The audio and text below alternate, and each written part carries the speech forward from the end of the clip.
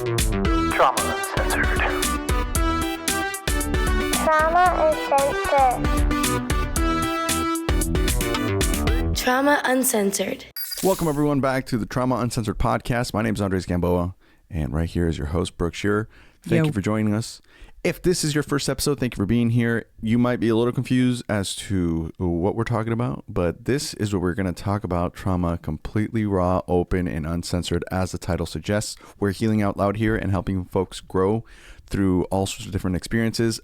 And if you are joining us for the first time, like I said, you might want to go back to the episode where we talk about the crash. It's titled The Crash. It's the first episode that's going to be linked on there to get a little bit more context about what's happened and how we ended up here. Now, if you've already listened to that, thank you for coming back. We appreciate you. Today, we are going to be talking about some of the things that arise when you go through traumatic events and how your community, your friends, your family tend to react or not react to the things that happen. Thank you for being here. If you've been through something traumatic, we're here for you. We're listening. You're not alone. Let us know how we can help you. And hopefully this is something, these conversations are something that help you get through this trauma. We've talked about getting through trauma, not over it. Right, Brooke? That's right. That's right. Well, I don't even think you get through it. So see here, I'm going to correct you again.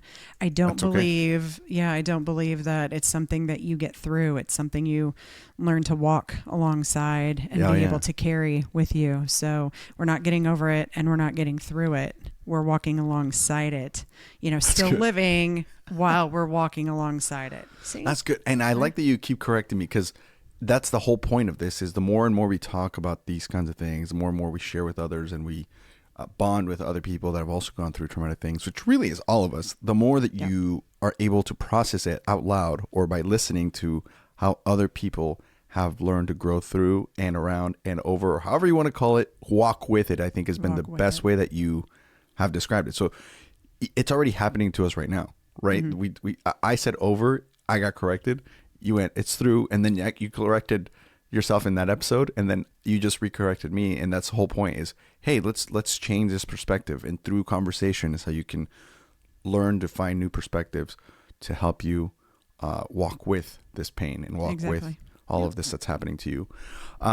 Like I said, today's episode I'm excited about because having been through some pretty extremely traumatic stuff myself in the last 7-8 months. We don't have to go into my story too much, but I think this topic specifically I can relate to the most with you. I haven't lost a child in a car crash, so I can't really relate to the pain of that and how intense and grueling it's been for you and how much you've grown through that. That's hard to relate to, but I can relate to how, I don't want to say weird, how different it gets with your community and how different people react to what's happened to you. It can get weird. I mean, I wouldn't throw any adjective off the table, honestly. So, we with this topic, we didn't actually plan much. We just decided let's just let it rip and see what kind of comes out of this. Let's let it rip, and it may just do that. So in case people are listening for the first time and they haven't gone back to talk about the crash, let's do like a 30-second recap, if you will, Brooke, if you want to share with us just like a quick story. Cliff notes. Like the cliff notes of it, so that we can understand the context of what's happened here. And maybe I can share mine as well, so that way people know where I'm coming from. And then, get your healing pen and paper out. We're gonna talk. Take notes. Not while you're driving. Please. Not while you're driving. Not while you're driving. Not while your car's turned on. Just there at you your go. desk. Yes, please wait until you are stopped and away from a dangerous area. Exactly. So, I mean, basically the Cliff Notes is that on September 15th, 2016, our family lost our 9-year-old son, Logan, to a distracted driver. This was an incident that was not an accident. It was a crash. So we're trying to change the vernacular around how people, talk about that. Also trying to change the vernacular around the idea that he was just texting. You know, a lot of the distracted driving conversation is still texting and driving. A lot of people, even people close to us who we've said he wasn't texting, they still, when they talk about this, say texting and driving. And there's so much more than just texting that happens to distract us in the car. So, you know, creating the awareness of taking our attention away from, you know, the road has been very important to us. But there were 4 of us in the car at the time, Jordan, my husband, myself, and then our also 5-year-old daughter, Mallory, all severely injured. It has been questioned how any of us survived the crash. Logan was the one who took the worst of the force and died immediately. But since then, it's been almost 9 years ago. And since then, the journey we have traveled, Jordan and Mallory and myself, and not to compare, you know, because you can't compare someone's grief, you can't compare someone's trauma, but mine has presented in ways that are different than Mallory's and that are different than Jordan's. But what we've learned over this time is that it has presented those ways because of the childhood trauma that Jordan and I had faced and the safety mechanisms that we had built over all of those years that were maybe unhealthy, but they were trying to keep us in survival mode. And it's been through so much work over, especially the past 3 years, that I've become ready to create a platform so society can talk about this, because there are so many people suffering that don't need to be. Yep. Amen to that. And that is really the mission of this, is to build a community right. and create a place. Now, again, there's a lot of podcasts out there that talk about trauma specifically, and this is worth noting. Neither of us are mental health care professionals. We didn't go to school. I went to school for economics. Brooke's a graphic designer. She was a professor of graphic design. So we are not experts in as far as psychology or therapy or any of that stuff whatsoever. And that's also important to the brand, I guess, of this podcast, because sometimes you don't need to be an expert to still be able to share and talk about things that have worked and things that have helped you grow and walk along with this pain, right? So I think that's worth, and it's important disclosing. Now, if you want to get more information from an expert, there are trauma podcasts that you can go listen to, catch all this, but this is going to be not about that. This is going to be more about personal stories and experiences that might help you as well. So stick around. I mean, in the beginning too, and all through the path that we have walked, finding comfort in community who has experience in trauma and grief and loss and hardship has actually been the most therapeutic and beneficial way of healing. Community cannot be discounted, for sure. Yeah. So, you know, there's a time and place for your clinical, but there's also a time and place for finding a space where you don't feel alone in your journey. And unfortunately, I think a lot of people, I can't say everyone because that would be projecting, but it is of my opinion that most people suffer through their traumas, their losses, all of this alone because of how society is built around ignoring trauma, grief, mental illness, mental health issues. I mean, all of those things, and all of these things are things that I've dealt with myself. So I'm, here to say you're not alone. You're not alone, and you can find some safety and community in this space. Yeah, and we're trying to build that with That's this. what we're trying to build. A 30-second cliff notes from my most recent traumatic experience, but from all the ones that you can pick from. My daughter was born in October of 2024. And from 5 minutes into her birth, I was expecting, how in the movies that you see, or like when other parents tell you about when you have your first kid, they're like, oh yeah, it's amazing. And then they wrap them in a blanket and they bring them over to you and they wheel you and your wife to the next room and it's amazing. That didn't happen for us. So instead, the nurses and doctors were working really hard, looking a little concerned, and then more concerned, and then increasingly concerned 5 minutes into the birth. And then instead of putting her in a blanket and giving her to mom and myself, they said, Dad, you got to come with us. What? Hold on. Mm-hmm. Go into an auxiliary room next door and For 5 hours, they're working on my baby, poking her, prodding her. I'm seeing like gauze pads, blood come out, just standing there watching this. And it turns out that she had a plumbing issue. So she had what's called a tracheoesophageal fistula, which means that long story short, her trachea and esophagus were not how they were supposed to be. There's like 5 different ways this can present, sometimes more, but she had one of them.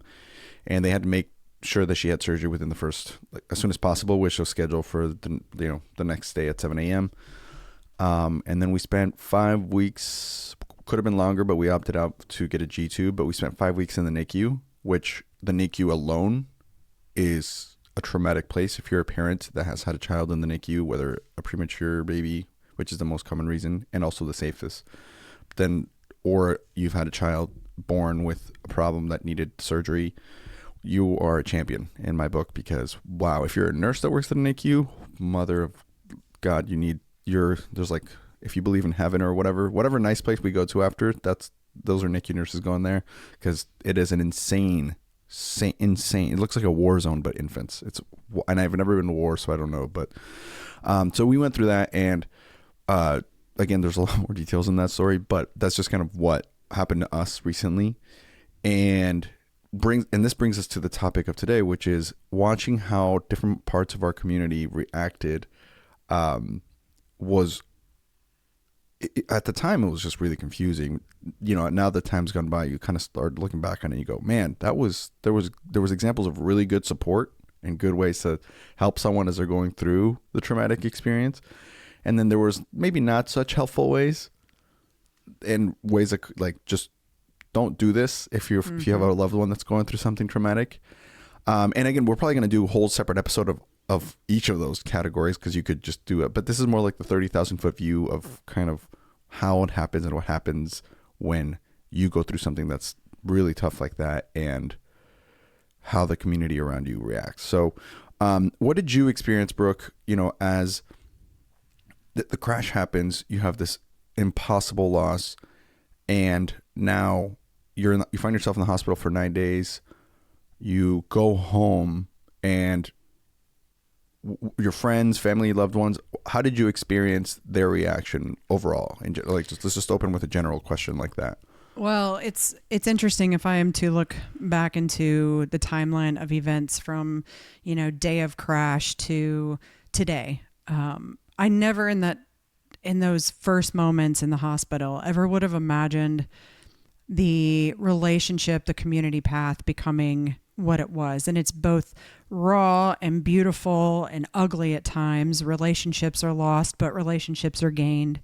But it's not something you can prepare for. It's not something you have really any control over, because until there is a social dialogue about how to support people who go through trauma. And again, 70% of people are going to experience trauma at some point in their life. And, if you haven't experienced it to the point where someone else is going through something horrific, you don't have that experience. You haven't dealt with it before.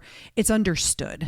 But what has been interesting along our path is those people who we felt have not supported us in the way that we've needed, even though we've been vocal about it, parental units and family members and whatever, it's whenever they go through something of that nature, then they understand. And it takes a huge heart from the people who have felt abandoned by all of these people to be able to step in and say, listen, I understand. What do you need? For a long time, Jordan and I weren't that way. We were very angry, very, very angry. But in our path through work and evolution, we have found that relationships are in the spaces that they're meant to be in the time they're supposed to be. And if they're supposed to come back at a later date, they will. If not, that's fine. But also creating boundaries around around any sort of toxicity or anything that makes you feel worse, any relationship that makes you feel worse is extremely important. Ooh. You know, I would try and fight for relationships out of guilt, out of, you know, but this person is this to me and this person is this to me. So I have to be the one to take care of them during this loss. You know, that happened quite a bit. We were expected to cater to certain people and their emotional needs.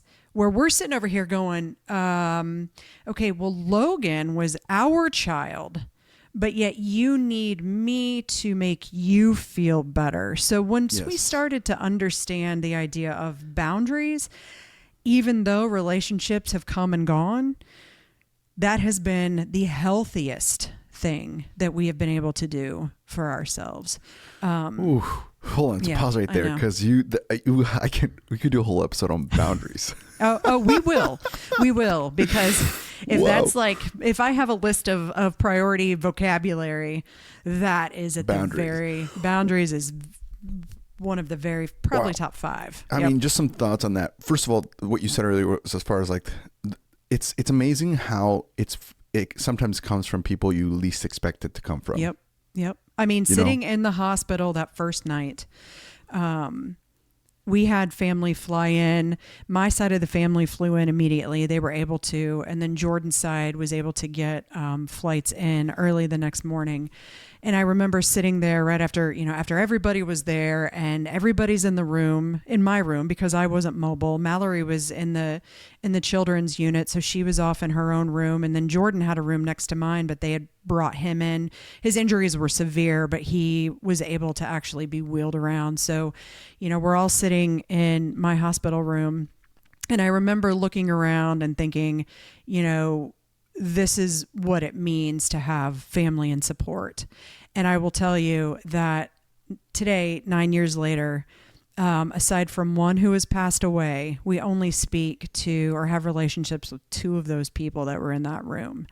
Whoa. Only 2 people we have relationships with. And, it's unfortunate. And to be fair, we had again, I was in the hospital for 9 days, and we were so out in the media, and all of this was being talked about so much that the hospital that we were at actually had to evoke a code. So people had to present a code word to get into the hospital to see us, to prevent, media trying to come in and interview and, people who weren't supposed to be there. But I remember just this outpour of so many people and unexpected people.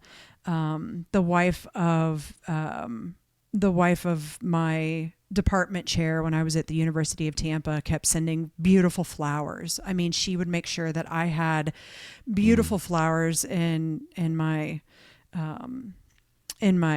hospital room every day, and friends just back and forth, and bringing Mallory care packages and all of these things, and it was great. And over time, though, all of that began to shift and change. And I've often stated that it feels like people look at us as if we are contagious, as if you are around us, you will suffer the same fate. Yeah. And I don't think at this point, I don't think that's it. I think we just become the people that nobody wants to be.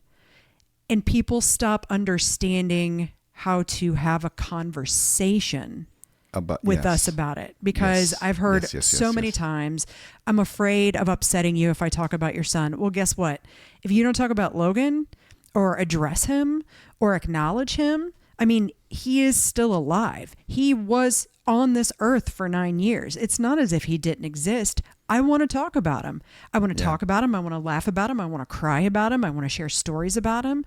Yeah. But if you disappear and you are too afraid to talk to me about any of this because you're afraid it's going to upset me too much, then the relationship starts to, there's a wall that begins to build. And it happens with a lot of people. And it's almost like you say a wall, but I see it more as like a black hole where like then everything else is kind of like sucked into that. So now that's what you're saying. Like you start becoming like a contagious person where it's like, oh, we don't even want to hang out with them for board game night because Logan might come up, you know, or whatever. We had that too, where people, it was just kind of like a, I don't even know how to explain it. It's just such a weird phenomenon. Because at first people are like, oh my God, how can we help? But then they don't want to ask about anything that has to do with surgery, anything that has to do with, like for Rio, it was she couldn't eat. So anything dealing with food, and people don't know how to ask you questions. And it's like, hey, you can just ask. It's okay. Right. Hello, I'm still here, you know? Yeah. Well, I think our sadness also, people view our sadness as being too heavy for their space. Because if they're around us and we're heavy with sadness and grief, then we're going to bring their energy down, and it's too much for them. You know, I should say our grief counselor, we worked with Liz for many years when we lived in Indianapolis after the crash, but she used to tell us that you've got your sprinters and you've got your marathoners. So you've got your sprinters who are there in the immediate, right? We had people in the hospital all the time bringing us stuff, bringing Mallory stuff, making sure we were cared for. We had a meal train. People did GoFundMe pages. They did community fundraisers. I mean, all of this stuff going on, you know, in the immediate aftermath. But we started to notice a few months in, you know, after we held the memorial in November, and, you know, it was a very slow trickle, but it was a trickle nonetheless. And it would become, you know, I remember an old friend having coffee before we moved back to Indy, and she apologized and she said, you know I've not been the friend that you needed during this. And that basically became how it would end up with a lot of people. And you know, this is not to say that I feel like at this point in time, I do get it. I understand, right? I don't hold any sort of grudges. I don't hold any sort of resentment. You know, I miss a lot of the relationships that were lost along the way. I will tell you that I have one good friend, hello, Alma, who has been with me through this entire thing. She has never veered the course. She's always been by my side since day one. And I have a couple other people who I'm still very close to, but I had this major community once, and I can't tell you the last time I spoke to 99.5% of them. Yeah. Now it's just strange because, and by the way, this is not to say that, you know, if, like, for example, they also are grieving too because they lost Logan in their own way. Correct. You know, so it's worth acknowledging that. Absolutely. Like, oh, how dare you grieve my son? Yes, that's fair. But it's just strange because when it's almost like too much pity or something like that, where I don't even know how to explain it, but there's like this like vibe of like, hey, it's going to be okay if it's not okay now, but then as time goes by and as you deal with your grief, it's almost like the empathy just dies out somewhere along the way or something. I don't know. I don't even know how to call it, but it just feels like that.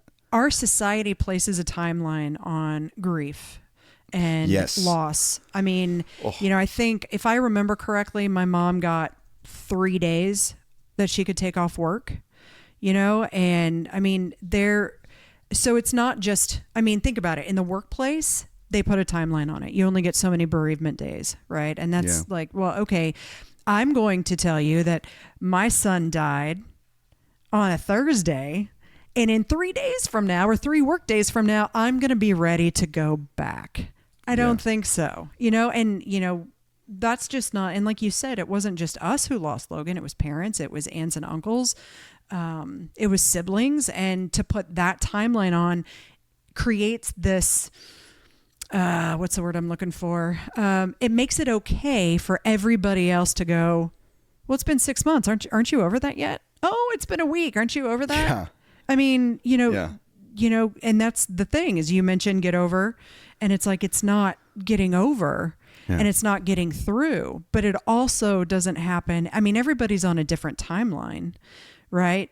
but it's not something that you just come back from. You know, it's not it's changed. An ankle sprain. Yes. Yeah. You've changed the trajectory of your entire life, at least of what you thought it was, has now gone in a whole different direction. Absolutely. I mean, listen, I worked my ass off to get into my position as a professor at the University of Tampa. I mean, Logan was 2 months old when we moved to Ames, Iowa, and I started grad school at Iowa State.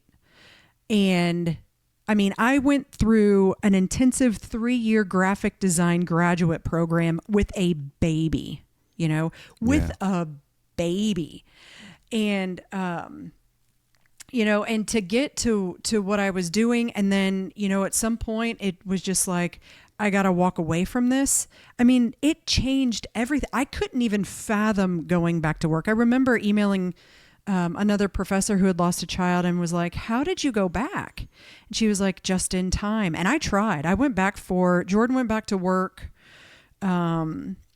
starting in January of 2017. And I had taken the rest of my semester off in 2016, that fall semester, and went back to class in mid-January. And I was just a shell of a professor. I really was. I mean, I couldn't... You know, I had this rigorous, you know, want the best for my students professor who pushes them because, you know, graphic designers have to actually make their way in the world. They can't just poof it. Although at this point now, this many years later, with everything that's available, I can't believe, you know, that may be a different story, but that's another topic. But at that time, you know, these students are wanting to work in New York City, and I'd take them to New York City in the spring, and I'd take them to Europe, and they'd meet famous designers and all of this. And I was very motivated and inspired and just all the things with my job. I loved being a teacher. I loved it. I recreated the graphic design program at the University of Tampa. So when all this happened, you know, Jordan will say I was the, you know, kick-ass professor, right? The kick-ass graphic design professor. And so when this happened, I was like, how do I go back? And I went back and I was just handing out grades. I wasn't critiquing like I should have been. Yeah. Because I had to be there. I was expected to perform. Yeah. And what's interesting is that I do believe, of course, again, this is projecting and people who listen to this may have issue with it, but that's okay. I do believe the university pushed me out because they couldn't deal with, you know, they made steps. There were steps in place for certain things to happen. And certain things did happen, and I believe they made those decisions in order for me to basically move out of the position so they wouldn't have to deal with me. And I did. I basically said, fuck you.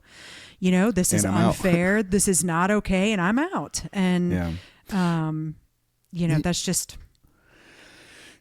I understand that. I mean, so last episode we talked about, and by the way, this last episode might be the next episode, depending on the order that we put these out. So one of the first launch episodes, if you're listening to this, by the way, it's June 2nd, and it came out. This is launching on June 2nd. We're recording this in April. So also, happy birthday, Logan. Happy birthday, Logan. 18. He's 18 on the day that this episode is published.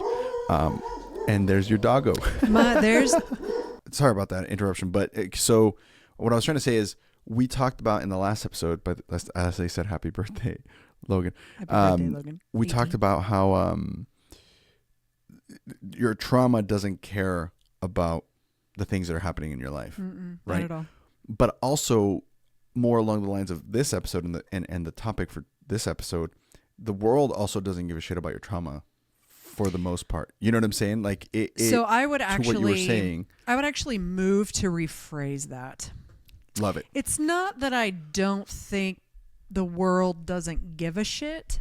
I think the world is not being taught and prepared on how to handle the awful muck, which is life. I mean, listen, for 35 years, I go through life. I had a great upbringing.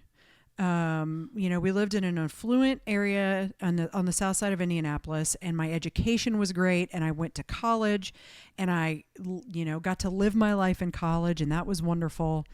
When Jordan and I met my senior year of college, and, we were going to shows and doing all sorts of things and had great friends. And, then we get married, we have Logan, I get to go to grad school, which had been a dream of mine. And, then I become, I got tenure in January of 2016. I was an associate professor, getting to travel with students to Europe. Getting to go to New York and hobnob with some of my most inspirational designers. It was fantastic. Logan played soccer.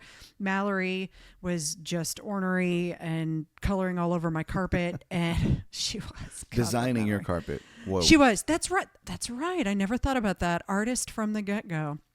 But things were good. And I remember a close friend that we had in Ames lost her baby to SIDS. I think he was 6 months old. And that was, forgive me, Rachel, if you're listening to this. I think it was 2015. And I mean, here I am. I don't know what to say either. So that's why I say I understand, right? But did I ever, growing up, get the lesson plan on what happens when someone goes through a traumatic event? How to be there to support someone? No. That's what this is for. Exactly. Well, and that's the thing, is the world, I don't think it's that the world doesn't give a shit. I think trauma doesn't give a shit. But I don't think the world doesn't give a shit. It's that nobody wants to prioritize talking about it because it hurts too much. It's too painful. It's too uncomfortable. And that's where it goes wrong. Yeah. So it's like all of these people, these relationships that I've lost, I don't think it's because they don't give a shit. Oh, I think it's because there's no preparation. There's no understanding. We don't know how to walk alongside someone who is in so much pain. Okay. So let me then correct myself. I wasn't necessarily talking about people around you. I agree with you with everything you just said.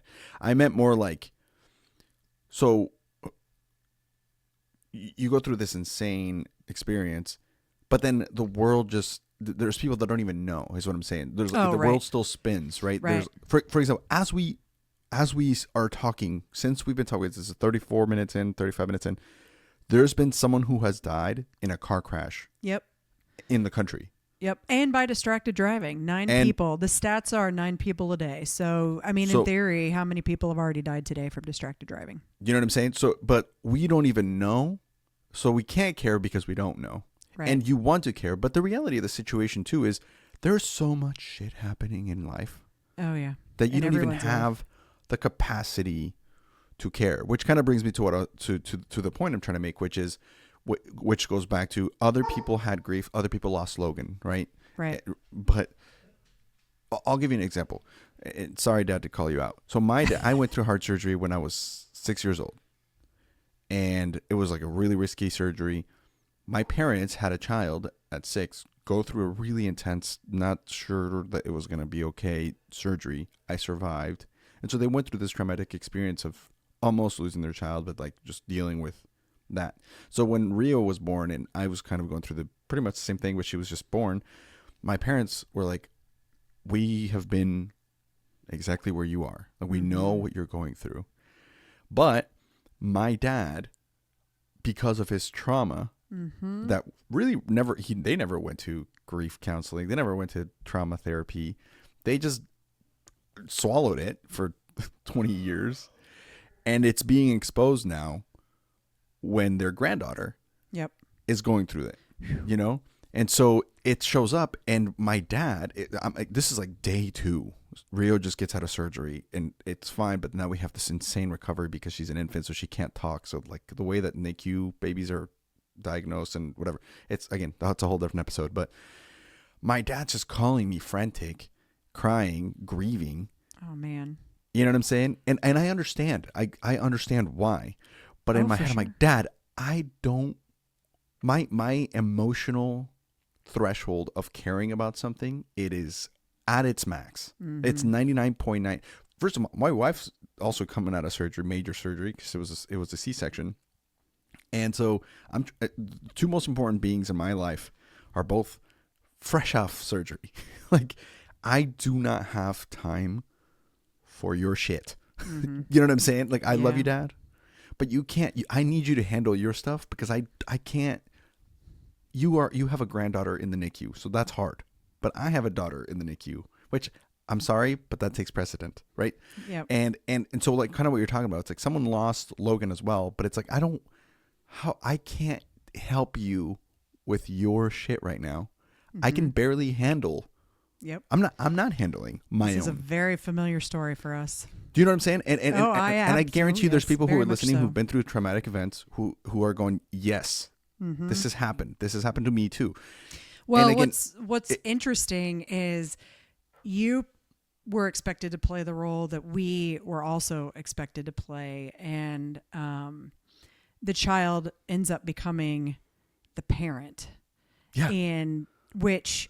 I mean, that's a whole other episode on that too, but that was extremely difficult for Jordan and myself because there were a couple people, parental units in our, well, actually more than two, I would say 3 of the 5 that needed us to make sure we were there to listen to their experiences and it's been a roller coaster ride with these relationships, and one of them has passed away, so that ended without any sort of, I think, closure on his end. I have found closure myself, but then there are 2 others that I don't speak to either of them. Jordan has briefly spoken to one and doesn't speak to the other, but it was all of this. We had this foundation already of being so hurt and in such need, and we needed our parents,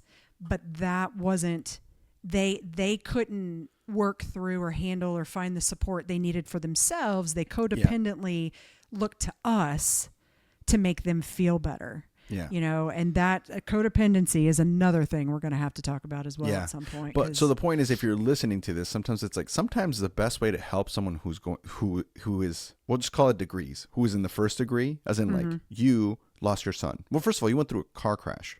That's traumatic, a devastating car, put you in the hospital. And then to layer that on top, you lost your son, right? So we'll just call you the first degree of separation, right? Right. And if you're like my parents or like your best friend or your sibling, sometimes the best way to help the first degree person is to you have to find a way to handle your own. Like, don't give them the burden of taking care of you, because right now they're just trying to, the airplane's going down and they're just trying to put their oxygen mask on, and you're out here going, well, what do I do with my mask? And it's like, dude, you need to figure it out. Like, asking me to help you with this is very unfair. And again, I'm sorry to throw my dad. I'm not trying to throw my dad under the bus, because again, it's understandable. He never dealt with his trauma, and now it's like basically happening again to him, or it's happening to his son again. Well, and part of the big thing too is the conversation of why are those in the before generation, the one prior to us, especially, because I think things are starting to change now. I do think that for our generation, of course, being in my mid 40s, I'm like, this should have happened, decades ago. But I think, in the past, I don't want to say 10 years necessarily, but the dialogue is just starting to crack open and is starting to change. We may have created boundaries with people who have, been toxic along the way for us.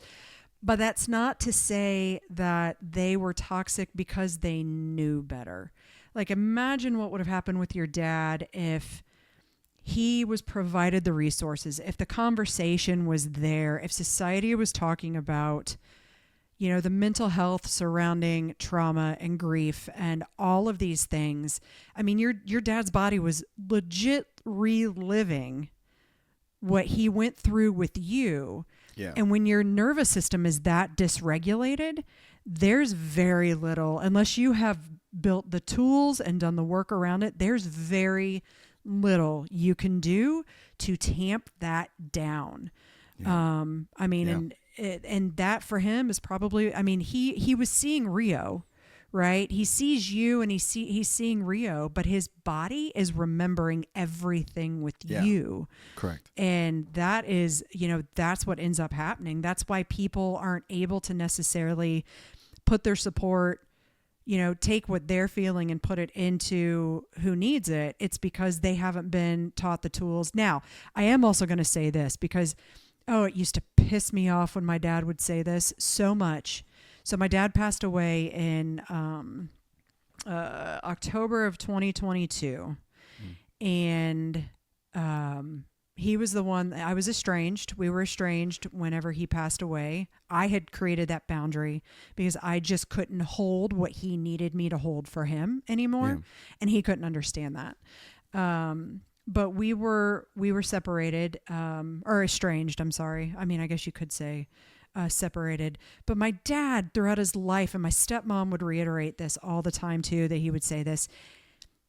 He had a tremendous amount of generational trauma. I mean, I have done the workup from my generation back to his and my mom's generation, back to their parents. I can see where things have trickled down the line, behaviors, characteristics, patterns. He was an angry man, rightfully so. His mom left when he was 2. His dad died when he was young. He was parented by his aunt, who was very angry, but also coddled him and taught him codependency.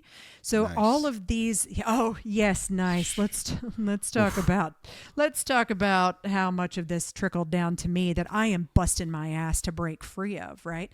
But he was so angry, and he was a police officer on top of that, which is not a good mix. And he would just say, you know what? I've been like this for, I think he was 70. Was he 70 when he passed away? So up until he was 70, I've been like this for X amount of years. I'm not changing now. Why would I change now? I turned out fine. Yeah, right. And I'm like, well, okay, if that's how, you want to play it, then I have to put up that wall, put you on a major outer orbit and, create this boundary, and you don't get to be a part of my life because it's too toxic for me to walk forward and heal. Yeah. And that's fair. It again, and I'm not trying to, this might sound like if my dad listens to this, he's like, oh, like, no, we love you, Dad. I appreciate the love, but it is just like and by the way, he wasn't the only one. There was a lot of people who were also like, I don't even know how to handle this. Like, and sometimes it's just the best thing to do, is just to show up. And just be there. And that is the bottom line. So there's the title. Just show up. Yeah. And just show up and shut up even. Like I'll give you a good example of this. My brother, he had moved to Colombia like 2 months before Rio was born. And he moved back to Colombia. I always joke he moved back to Colombia to give his kids a better life. but he moved back to Colombia. And as soon as everything went down, and even just breaking the news to people was hard because you knew how certain people were going to react within like your core group of support in general. They're like, hey, she was born, but here's the situation. And they knew something was wrong. But immediately, the next thing I hear from my brother is, hey, I'm landing in Portland, at this time, this hour. Can you grab me, or do I need to Uber? What's the address to the hospital? And that alone, the fact that he was coming, right, was huge. And so just showing up, it was just a lot for me, and it helped a lot. And that's a good example. He didn't show up and try to, also all other things. Positivity is great, but sometimes it's not. Like people sometimes are like, oh, if you pray, and I believe in faith and stuff, and prayer is important. And depending on who's listening, what you believe in, whatever, that's not the topic. The point is, there was people that were like, you just gotta hope for the best, believe it. They would give you at least she wasn't born with heart problems, or at least it wasn't like a brain issue, or like they just tried to find a positive spin at the time. And it's like, do you understand how insane it sounds to me right now? I know that you're trying to be positive. I know. 24 hours after this has happened, he's in a better place. Yeah, we got that a lot. Oh yeah, I mean he's at peace. He didn't suffer. Yeah, he did. Well, fuck you. I'm suffering. Yeah, but you've probably gotten told that. Do you think he chose to lose his life? I mean, this is a kid who loved life and loved everything about it. Yeah. So, I mean, great on the other side who gained an angel, but what the fuck fuck? That does nothing. If you had for me. $1 for every time someone had the thought of, at least you didn't suffer when the crash happened, you would have paid all the medical bills. You know what I'm saying? Like, and then some. Which is saying a lot about our medical state and the number of times you get that. But like, that's my point, is that you get these kind of commentary too, and you're just like, I know. Don't care. Well, you're not regulated enough in those moments anyway to be able to handle it. I mean, I'm just now able to, well, I wouldn't say just now, but in the past year, been able to regulate my body to a great place surrounding all this trauma. And it's because of the work that I do. I mean, the work during sucks, but the work is meant to be able to talk about these things and address these things and have people come up to me and say these types of things without me going, get the fuck out of here. I don't want to talk to you. You suck, because now I can, be like, no, you don't, get over it. And it doesn't make me angry for someone to say something like that, because I find it now an opportunity to educate and to change the dialogue, right? Which is why we're doing the this. Vernacular. Exactly. Yeah. And that's what I really want from all of this is, I just don't understand why people are so scared to the society, the world is too scared to support humans, because there is not a person, I always say it's not a matter of if, but it's a matter of when something touches you, right? I don't believe that we're meant to be here for this rainbows and butterflies bullshit. I just don't. I believe we're here for a lot of different reasons. But, sometimes growth comes from pain. And I would actually amend that for myself to say growth comes from pain, not sometimes. But you have to be in the space and have done the work to truly believe that. But if there are people out there going, listen, I have been to hell and circled it about 20 times, led some tours, and then have been back from it. And I can sit here today and I can tell you, I love my home. I love updating my home. I have 2 businesses. I have a podcast. I love working in the garden. I love taking the kids to their extracurriculars. I move day to day to day. That is a possibility. We don't have to live in this darkness for the rest of our lives just because. It doesn't happen overnight, but I'm here to say it can happen. But until we start changing the dialogue and talking about it in society, nothing's going to change. And it's scary. I mean, I get it is. It, like, even I'll and we're being open. The whole point is to be uncensored here. But like, even certain times during this and when we've been developing this podcast, there's certain questions I'm like, oh man, is that okay to ask? But the answer is yes. It's okay. It's okay to ask. And I we'll ask all these questions as the episodes go on. But I always go back to compared to what for me, and I'm like, oh man, I wish people asked something like that. Like, for me, I've learned that the only way to really learn to do this is, I mean, obviously you can educate yourself, you can read from experts, and like I said, there's podcasts out there about how to deal with trauma. Check those out. But even if you listen to all those and you have all those episodes memorized, it's still hard to until you've really experienced it. So to me, I think the best way is just ask the questions. Even if they sound stupid, even if they sound aggressive. And worst case scenario, the person that is going through the trauma that you're asking is going to say, I can't talk about that right now. Or they might tell you to fuck off, which is totally fair for them to do, by the way. But then if you're scared to ask in an effort to actually help, or even just to be curious about how they're doing and how they're feeling, if you're scared to ask them, then that's selfish. Right. That's how I've decided, like really the questions that I'm asking you, if I'm scared to ask them during these episodes that we're going to be doing, that's selfish of me to not ask you because I'm scared for me and not 9 times out of 10, if not 10 times out of 10, they want to talk about it. Yes. Because the way to healing is through talking. Yes. And, you know, I tell people all the time, I'm like, please don't ever hesitate to ask me or bring him up. If I'm uncomfortable with it, I'll let you know. Yeah. But I would rather you ask me. I'd rather have a conversation about it than for you to just ignore me completely and push me to the side because you're too afraid of what the consequence might be. Or that I'll yell at you. And if I do yell at you, I'll apologize for it later.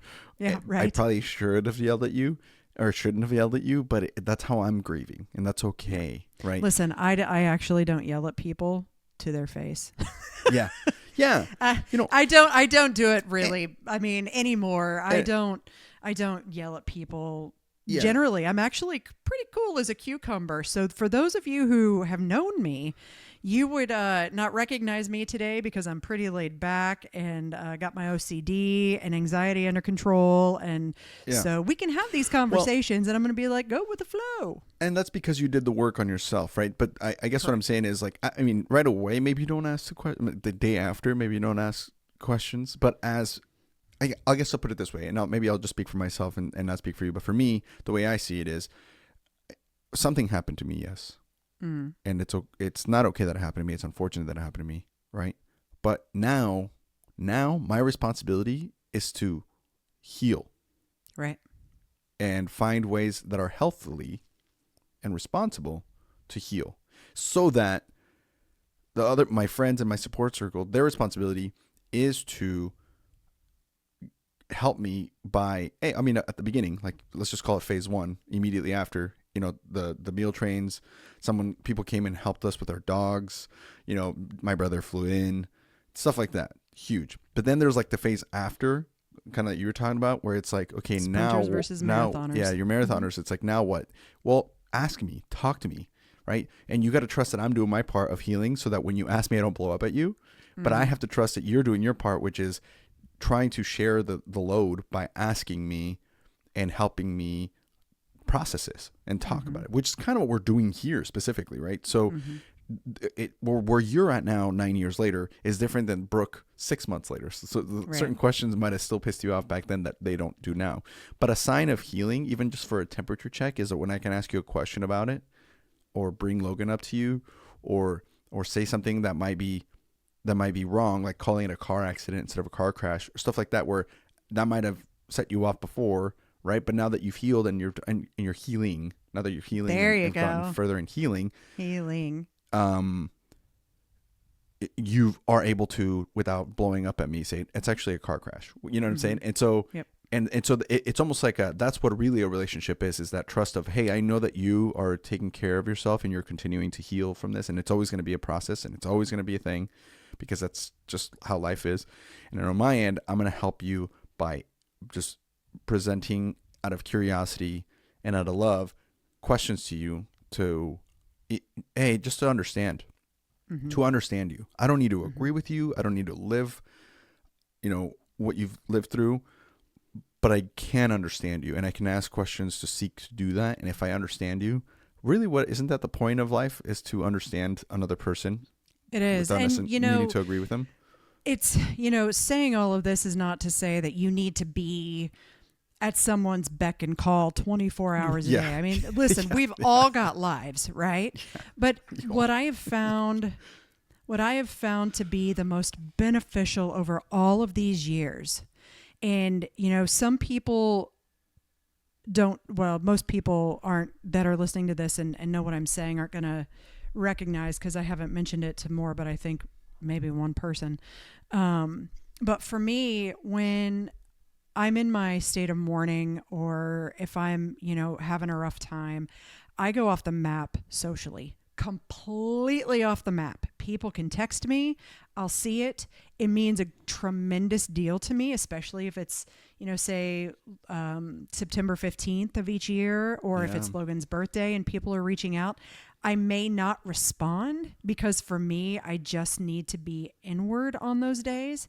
Or on a day that, around the appellate hearing last November, I had to take some time off just to have some quiet in my head. But people like my sister Jess will just text me and, I love you. And that's all. She doesn't expect a response. Jordan's cousin Katie has done that repeatedly, over the years. She'll remember Logan's birthday, and she remembers Logan's, I still need to find a good term instead of angel date, but I'm just going to go for it. But she always, reaches out on September 15th, and she always talks about remembering something about Logan. She always brings up a memory of Logan. And it's that, it's, again, I'll reiterate, because I think it's important for people to understand that it's not like I expect you to be texting me or calling me at all hours every single day or checking in just to make sure that I'm okay. No, that's not how it works. I'm busy too, right? But on the important days, or just every once in a while, just hearing, I'm thinking of you, or, I'm thinking of Logan. I mean, for fuck's sake, can we talk about Logan? Can we say his name? Yeah. Because he did live here. He does exist. He wasn't just a phantom character in my play. Yeah, he was an imaginary person or something that you talk. Yeah. No, and being able to talk about him and just bring him up is alone is plenty, because they know that they're thinking of him too. Yeah. And then once there's enough time that's passed, then it becomes really hard to make any of that up later. And that's, I think, one of the big things I wish I would have known going into all of this is how to properly navigate relationships,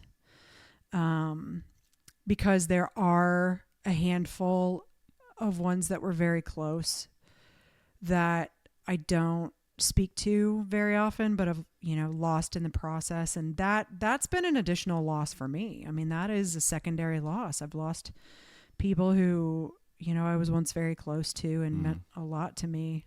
And that's not just because of them not knowing how to respond to us, but because we didn't know how to respond to the world or be in the world, because we didn't have the tools. And you hadn't like come this far in your healing process. No. And so, and that's tough. And that's, and you know what, also that sucks is there's an opportunity lost, because at some point they're going to go through something traumatic, and you will be there, or you could be there to understand. But because there's been that severance in the relationship, it's hard to, because now there's like a wall now, or a gap now. Well, and I would say in the before, yes. I would say for me before, it was hard for me to want to be supportive, because I'm dealing with my own ego and my own loss and, all of the dysregulation in the nervous system, et cetera, all that jazz. But now it's a different story, because I feel both empathy and sympathy. I've opened myself up enough to let go of the anger, and feel empathetic and sympathetic for people who are going through what they're going through. Because it just sucks. It really does, especially when life just comes out of nowhere and smacks you dead in the face. You weren't expecting it. It's just all of a sudden you're living your life, and the next moment everything is crashed and burned and torn apart and broken and pieces all over the ground. And, and I don't wish that for anyone, but I can't make the rules either. So it's going to happen. Yeah. What's going to happen is going to happen. And I want to, it is my goal. It is my desire, my hope that I can be there for people as these things happen. Yeah. And from your healing, you've learned how to be there. Yep. Which is huge. Wow. Yep. This is a good stopping point here, but for those listening, we are going to have like specific episodes of examples of things that people did not do well. I mean, I shared one with like my dad, but like we'll probably have some more specific ones and then what to do well, more like a deep down of how-tos, instructional, I guess, if you will. But I would like to leave us with whatever you do not compare the loss of your cat to the loss of a loved one. Yes. I could write a book. Maybe I will someday. I could write a book of some of the shit that's been said to us. When people say shit like that, where it's like, oh, I get it. Cooper, or Max, our dog, or whatever, I know. got hit by a car one time, and he had to have major surgery, and that was devastating. You're like, okay. I know. I mean, listen, I cannot live without my dogs. I mean, someday I'm gonna have to, but Dash and Hermione are my therapy through and through, but I know someday they're going to pass away, and I understand this, and I know that I'll grieve, but I'm not figuring out how to live the rest of my life without them. Yeah. You know, it's oof. I'm not quitting the job I worked so hard to, to achieve, and I'm not picking up and moving, selling my home and moving from state to state and dealing with 9 years of healing that still isn't fully healed, because it'll never be like. No, there will never be true healing. And I lost think my for son most in a people, car crash. Oh yeah, my neighbor lost his cat. And you're like, we've been there. Great. That sucks for your neighbor. I know it doesn't. I mean, I still say I'm sorry for your loss, because I am genuinely sorry that but it's just a wild thing to say to someone. Yeah, talk to me in 6 months from now and tell me if you're unable to get out of bed. Right? It sounds as ridiculous as like, I broke my bone once. It goes, do I know my nail broke the other day? And you're like, not the same. Not the same. No, I mean, ballpark, sure. No, not even. It's not even the same sport, dude. What are you talking about? I understand. Yeah, and more on that later. Yeah. But thank you so much, everyone, for listening. If you have questions, there's a link below on the description notes. But just in case, you can reach out to hello@traumauncensored.com and send us let us know times that you grieved, wild things that people have done to help you, quote, help you grieve, good things that people have done to help you grieve. And share some of your stories. If you need someone to talk to, if you need someone to kind of share out loud, we are going to be doing like Q&A episodes periodically through this. So we are going to be showing up some of these questions or comments and experiences, and kind of discuss them on the air, depending on how many get poured in or how much time we are able to have. But just because you submit something and it doesn't get read out loud does not mean that we didn't listen or that we're not aware. Just make sure of that.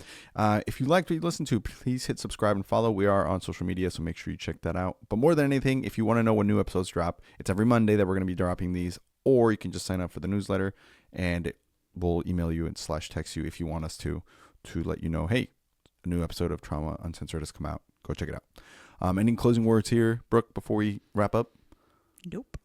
Love that. I think I'm good. I think this has been a good episode. Yeah, I like it. Here's the thing. Here's where self-care comes into play. So I can feel my body a little bit activated. So you know what I'm going to go do? I'm going to go play in some dirt outside with some plants. Beautiful. That's where I'm headed. That's know thyself. I love that. All right. Yep. Thank you so much, everyone. My name's Andres Gamboa. This has been Brooke Scherer. Bye. Bye.